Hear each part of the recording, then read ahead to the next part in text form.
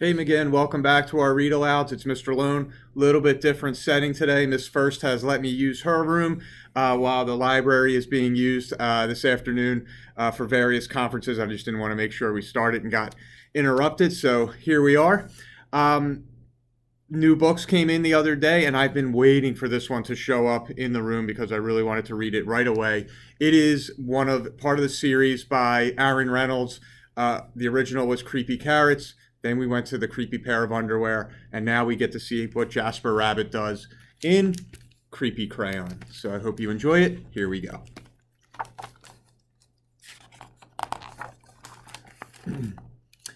Jasper Rabbit was struggling in school. He was flunking math. He was failing spelling. The only subject he was passing was art. Jasper needed serious help. That's when he found the crayon. It was purple, pointy, and perfect, and somehow it looked happy to see him. That night, Jasper knew he had to study for his spelling test, but Tales from the Carrot Patch was on. By the time it was over, he was way too tired to study. The test was a disaster. Jasper couldn't remember how to spell a single word. That's when he noticed something strange. Jasper picked up the crayon. Immediately, he spelled all the words correctly. Ocean, yellow, and courage. When he got his test back, he got an A+ and a sticker. The crayon looked pleased. Creepy, but cool. After dinner, Jasper settled in to play Bunny Brawl 3. Math homework first, said Dad. Fine, moaned Jasper. That's when he saw it, scrawled in peculiar purple penmanship. Who needs math when you have Bunny Brawl 3? 3 hours later, he fell asleep. His game in one hand, the purple crayon in the other. When Mrs. Lopshire announced a surprise math quiz, Jasper panicked. He reached for a pencil, but instead, his hand wrapped around the crayon. Suddenly, math seemed easy. He knew when to carry the 1. He knew when to borrow from the bigger numbers. It was like the crayon knew exactly what to do. After the quiz, he saw it written on his backpack. Jasper plus crayon forever. Jasper felt a shiver go up his spine. The next day was the deadline for the poster contest. Jasper had been working on his entry for weeks. It just needed a few finishing touches. The purple crayon rolled across the table, all by itself. But Jasper ignored it. Don't ignore me! He shuddered. He scrubbed the writing off the table. He zipped the crayon into his pencil case. He tried to forget all about the crayon. But when he woke up, his precious artwork was better than ever. It was a horrifying masterpiece in purple. Fantastic work, cried Mr. Hoppypot. You should be very proud. But Jasper didn't feel proud. He felt eked out, freaked out, creeped out.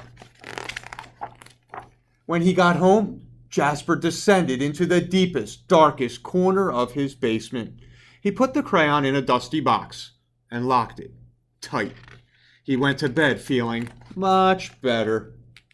But when he woke up the next day, there, on the mirror, you need me.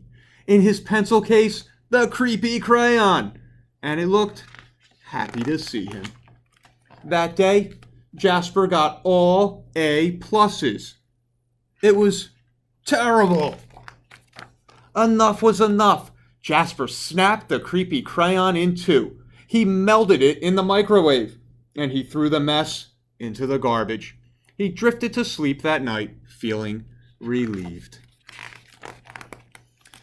But when he woke up, there, on his wall, it was a mural of him graduating elementary school with straight A's. And worst of all, it was really well drawn.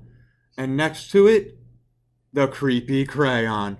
Purple, pointy, and perfect.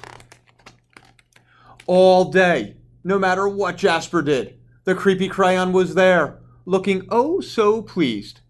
in his hand as he aced his vocab test, in his pocket as Mrs. Lopshire named Jasper the most improved student, in the crowd as the school celebrated Jasper in a special assembly.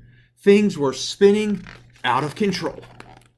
Jasper couldn't take it anymore. When he got home, he ran straight to the toilet, and he threw the crayon in. It just floated there, spinning slowly. It did not look happy to see him. And then Jasper saw it, scribbled inside the bowl. "Don't you dare." But Jasper dared. That evening, Tales from the Carrot Patch was on, but Jasper studied for his spelling test. His eyes kept darting to his pencil case. No creepy crayon.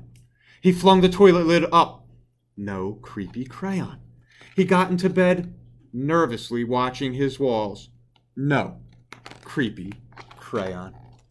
During the test, Jasper spelled ocean wrong, but he spelled courage right. He got a C+. It was glorious. It wasn't an A, but it was his. He headed home from school that day, finally feeling free. Far, far away was an old sewer pipe. Out in the way floated the purple crayon. Slowly, silently, it drifted. For days and weeks. One thing was clear. The creepy crayon would never cause trouble ever again. Except that's when Elliot Pelican spotted the creepy crayon. It was purple, pointy, and perfect. And somehow, it looked happy to see him. So again, I hope you enjoyed that third part of the creepy series, Creepy Carrots, Creepy Pair of Underwear, and now Creepy Crayon. Have an awesome weekend, McGinn. We'll see you back here on Monday. Take care.